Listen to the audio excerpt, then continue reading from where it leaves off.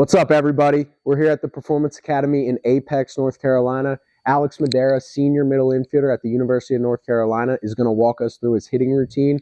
Alex and I have been in the cage before, and Alex, I'm going to tell you right now, we got Omaha up on the HitTrax, so we know it's road to Omaha. Do you know how many miles it is from Chapel Hill to Omaha off the top of your head? You know, that I actually do not know. I was wondering if it was on it. Most colleges have that sign around somewhere, but obviously you guys don't. So talk us through a little bit about your hitting routine. Obviously, when I worked with you, it was 2 years ago, so a lot has changed. You've changed physically. You've matured a lot. So walk us through some of the stuff that you do, and let's get some swings off. Yeah, definitely. So, I mean, I start with some bottom hand drills, some one hand. Okay. Bottom hand, top hand, just staying through the ball, trying to stay straight up the middle. So. Okay, cool. Let's see a couple of those.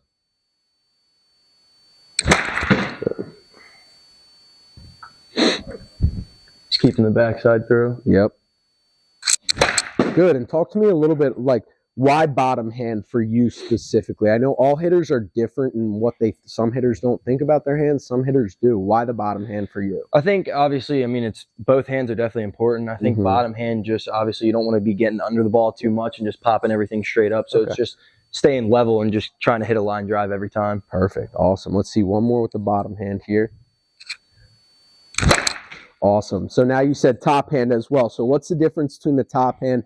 You know, are there times where you hit, because I know a lot of hitters sometimes when they get overactive with the top hand, there's a tendency to roll over. What's the thought process for you with the top hand? Yeah, I think the biggest thing for me is obviously my top hand's my weak hand because it's my left hand. I'm a righty thrower. So top hand, obviously, sometimes it tends to lag behind, tend to get under the ball a little bit too much.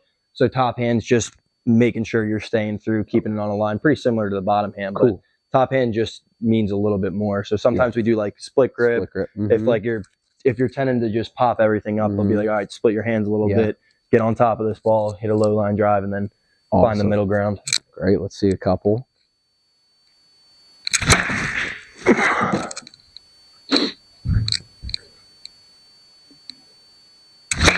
Good.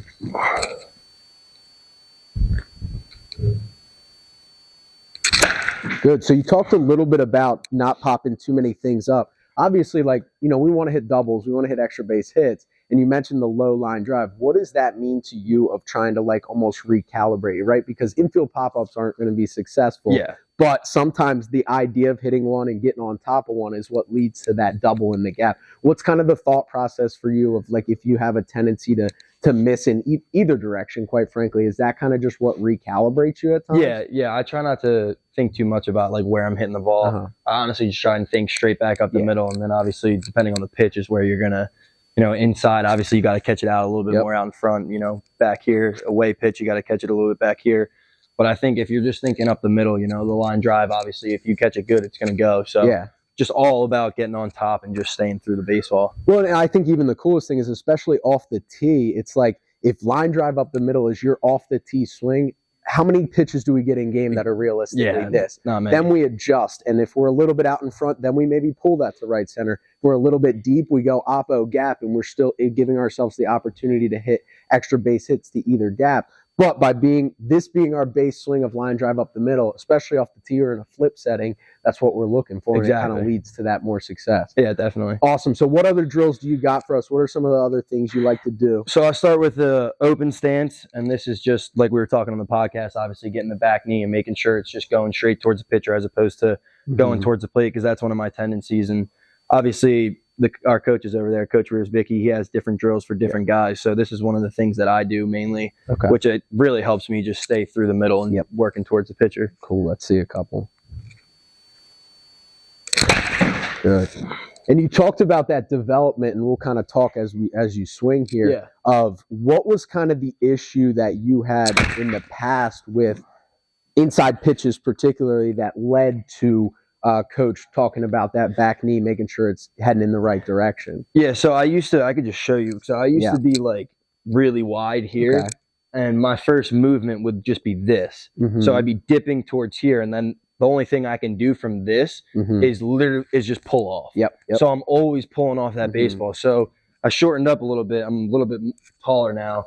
And now when I get into my load, I'm able to fire here, and I can stay close through the baseball and work through it that way. Yeah, and how has that translated to obviously getting to the pool side more efficiently. That was something that you didn't really need at the Division III level. How has that translated? Have you seen more success? I think your last game of the fall, you went poolside homer, right? Yeah.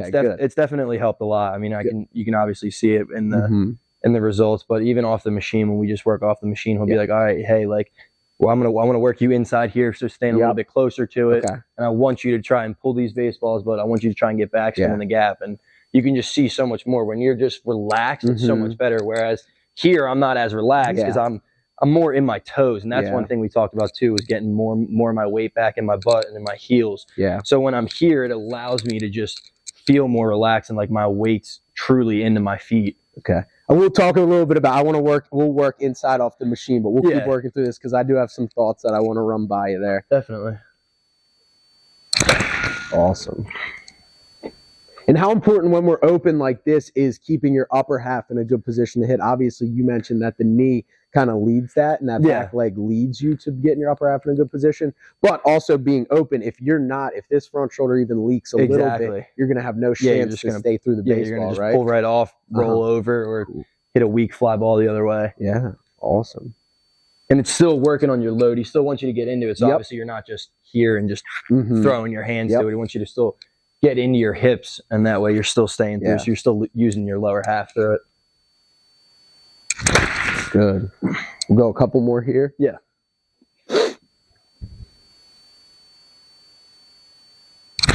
So one of my questions for you is, how important is having drills like this in tee work? Because you see so many kids that they'll sit there and they'll hit off the tee for an hour 15, but they'll rep, in and out and stuff like that. And I've always believed that you can manipulate the tee to do what you want, right? If we go in, we can just kind of over-rotate with our upper half and pull everything. But is that sustainable in the game? So how important is it building a routine of, like, getting your body moving in the right direction and everything like that, and not worrying about, like, oh, I need to work inside, outside on the tee, or I need to work my two-strike approach off the tee? Yeah, it's definitely helped me a lot, because honestly, when I would first do it, I would just work away, middle, and in, and I would just try and, like, hit the balls like that. And he was like, yeah, let's do more, like, getting more into the nitty gritty of everything, and getting more into your legs and the specifics of your swing, rather than just swinging the bat and just seeing where the ball goes.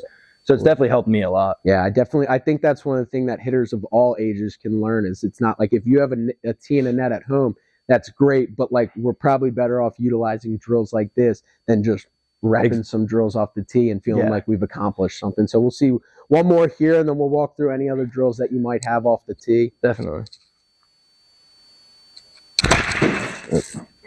One more. Yep, one more. Got to end on a good one.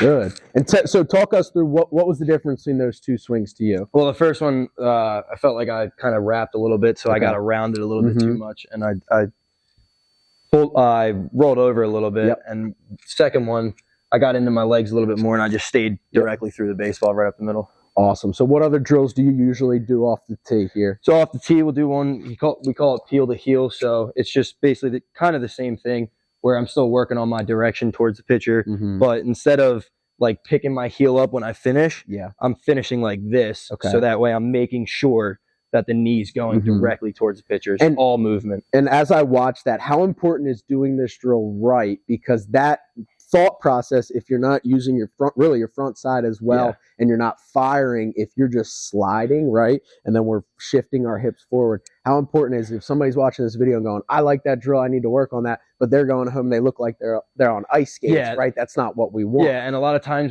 if you're doing it wrong, you'll see the balls just going straight up. You'll tend to just pop these straight up.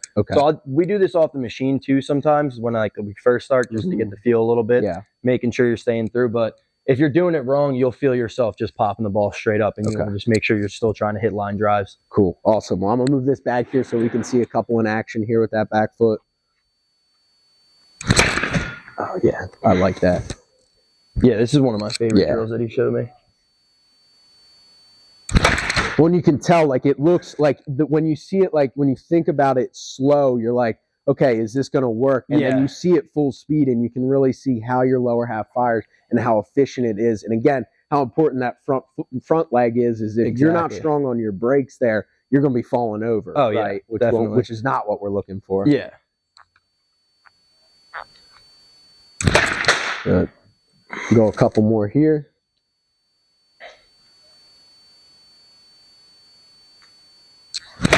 Awesome. We'll go one more.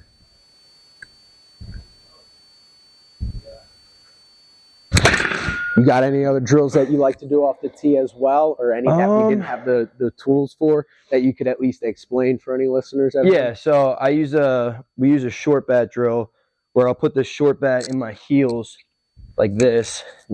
Obviously, it'll be a lot shorter, like in your regular stance, and you're pretty much just doing the same thing, still making sure you're getting into your hips, where you're turning and you're just hitting there. It's obviously directional too, because this doesn't allow your knee to go like that, and if you do, you'll feel it and you'll just pop it straight up again. But you're just making sure you're getting into your hips and then just staying through the baseball and keeping the same thing.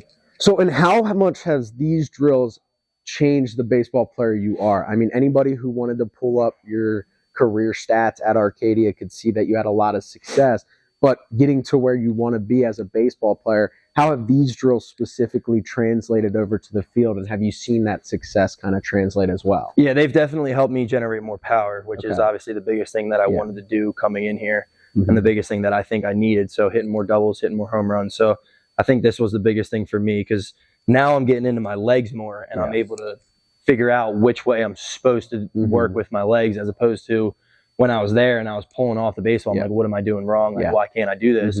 And now I'm just in my heels a lot more, which is one thing that I didn't even think about that at all, because I was so far bent over. So all my weight's in my knees and in my toes, whereas opposed to now I'm standing up a little bit more. My weight is in my heels, which is where it's supposed to be. So that way it's way more balanced. And even if you're too toe dominant, you probably, when you load, you tip. Exactly. And then the only place you can go from there is up and out, right? That's awesome. And that's phenomenal stuff. And I think that that's something that strength was never the issue at Arcadia. I think we all know how hard you worked, and you could see it. You filled out a uniform well. But it's those little intricacies that you can kind of develop in as a hitter and be able to understand a little bit better to be able to tap into a little bit more power. So that's awesome. So we're going to get some reps off the machine here as well, and we'll see some stuff there. Perfect. All right, cool, Alex. Now we're going to go off the machine here. Talk to us a little bit about your mindset. First off, actually, let's talk a little bit about the importance of the machine. Obviously, we can take BP for days, but how important is it to get something that's more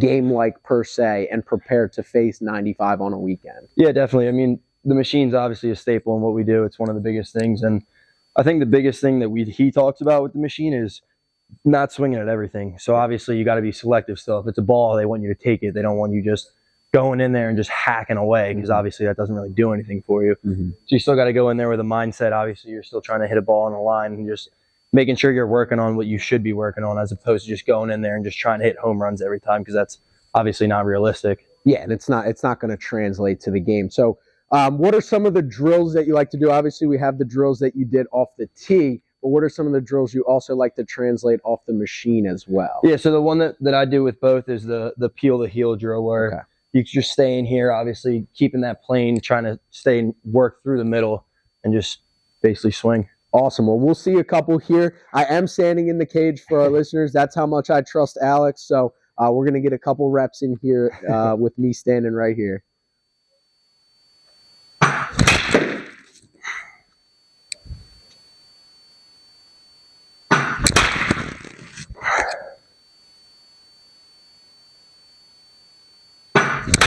Good. So what was the adjustment between swing 2 and swing 3? Because I always think that's the most important time for a hitter to be able to learn, okay, what did I change? Because obviously the third swing was gorgeous. All right, you're trotting into second with a double, you're fired up, you're giving your little celebration to the dugout. What was the difference that you felt between, or your thought process between those swings? Yeah, so the second swing, I feel like I just got out in front a little bit too much, so I caught it off the end, a little too far out in front, got to let it travel.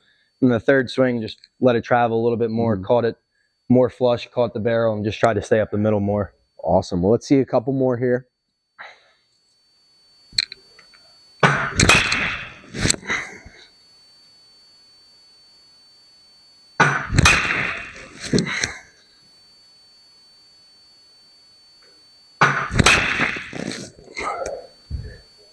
One more. Good leave.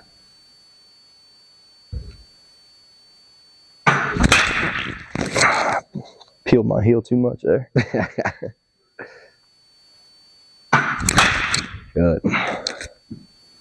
So what are some other drills that you like to do and some other thought processes that you like to have off the machine? Yeah, obviously the biggest thing is just staying through the middle and just trying to keep everything on the line. Pretty similar to T work is the biggest thing. I mean, obviously you don't want to try to do too much. Sometimes obviously you want to go for your pull side homers or backside and all that. But I think the biggest thing for me is just trying to hit everything on the line and just stay consistent with that. And not chasing balls out of the zone is definitely the biggest thing. Of course. All right, let's see a couple where you're just going normal. I know you talked about working on the inside pitch, so we'll go normal swings here with normal right down the middle, and then we'll work a little bit inside and talk through some of that. Sounds good.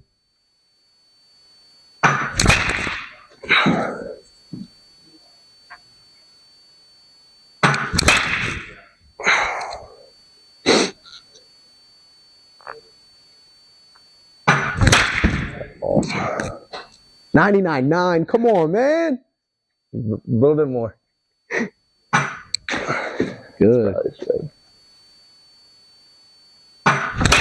Good. So you said something there after that one you took. You said it's probably a strike. But what's the importance of being 100% bought in on pitch selection itself? Like, obviously, your coach mentions that you guys don't want to swing at everything. You want to be particular in that. How important it is to be like, hey, like that wasn't what I was looking for in that scenario where the umpire might punch you for a strike, but that's still okay with what I'm trying to execute in my approach. Yeah, so obviously, you got to know what you're looking for. If it's early in a count, you want to get your A swing off. You want to get your A swing off every time. But especially if it's an 0-0 count, if you get a ball dotted on the outer half, you're probably not going to swing it. I mean, you could, but you want to be able to do a pitch that you're going to do damage with. So, you got to be a little bit more selective in an 0-0 count. And then obviously as you get to 0-1 and 0-2, you expand a little bit, but you're still trying to stay in the zone.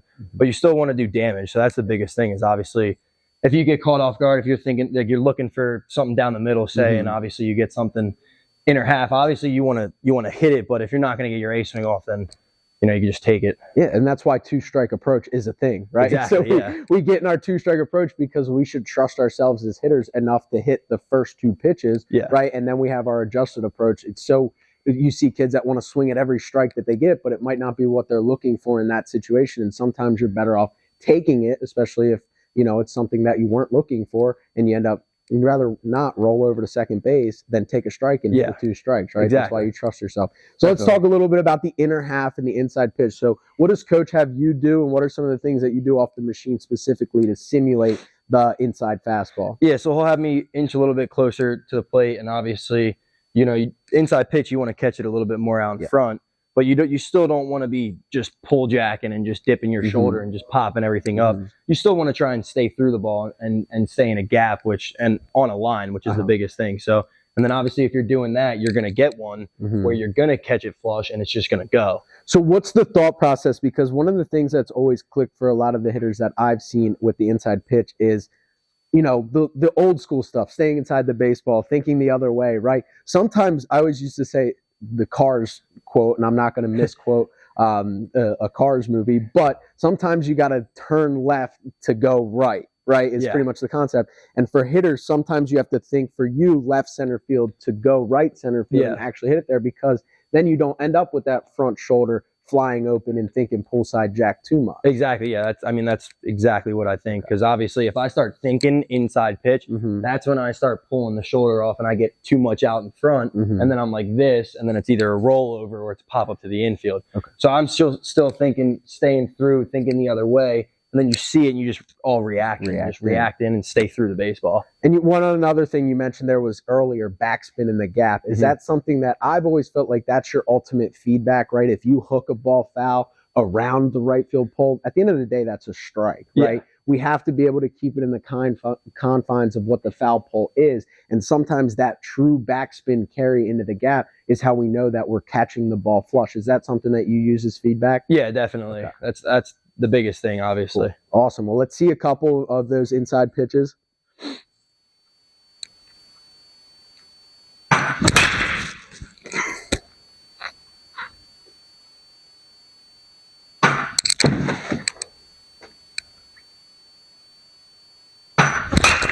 Good. So a quick question I have there is, obviously it's not after your best swing. How important is it when we're working on this? Would you rather get beat and have something like that happen in this confined setting, or would you rather wrap a ball foul? I'd honestly rather get beat just for the fact that, like, okay, I know what I'm doing. Whereas when I start wrapping balls, it's like I feel like I'm just getting way too out in front. Yeah. And that's just not my game, and it's just getting too far. So I hit it where I should have. I just got under it too much. So I know obviously I just dipped a little bit. Yeah. Definitely. That's one of those good process, bad results, right? Yeah. You can take a good swing. Baseball, again, it's such a super hard game. You can take a good swing and not have the result you want. And I think I always call them bad or good misses, Yeah, right? Like that's a good miss, right? Like I'll take that in a cage setting any day of the week because, I mean, I'm cutting you off here, so it's not directly translatable. But more times than not, even there in the next swing or the swing after that, we see the result that we're looking for. But so many kids abandon what they're doing after that bad swing and don't even factor the fact that, like, no, that's setting you up for success the next swing. Yeah, exactly. Right? That's exactly what our coaches talk a lot about is, like, you can have good misses. Yeah. So obviously you got to know the difference between good misses and bad misses. Like if I were to flare that ball to left field, obviously that's not a good miss. Yeah. But if you're pulling it and you're just getting under a little bit, you didn't get it, but it's still a good miss. It's still what you were trying to do. Awesome. Let's see a couple more.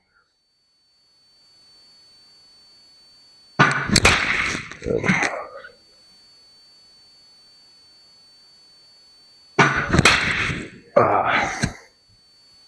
Too far out in front. Yeah. Good. It's better.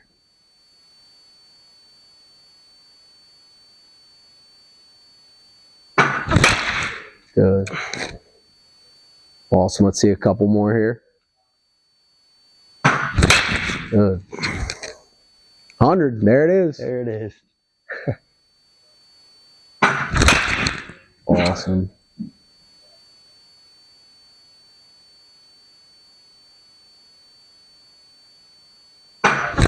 Good. Awesome, Al. Well, super awesome. Is there anything else that you want to talk about through the swing or anything that you got? That's pretty much all, honestly. Awesome. Well, we appreciate it. We're going to end on a good one. 98.9 to center field at 26. That's going to play. We know that's going to play in the ACC this year. We're super fired up for you, and we really appreciate you coming out, talking with us. And we know it's going to be great information for baseball players everywhere. Oh, definitely. Thank you. Appreciate it. Thank you for having me. Yeah.